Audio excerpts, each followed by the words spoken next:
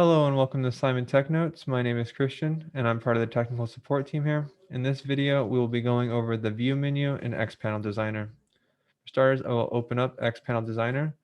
The view menu can be found at the top left corner. And as you can see, we have some options here like redraw, current page position to runtime, tag window, object window, project workspace, main tool, status tool, and some other commonly used tools. Also, we can zoom in and out of our project so we can see very close to the pixel size.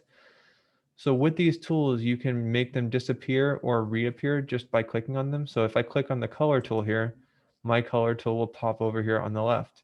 If I go back to view and I click on color tool again, it will disappear. This tag window here at the bottom, if I click on here, it will make that disappear. So you can change what shows on your project workspace and what doesn't show.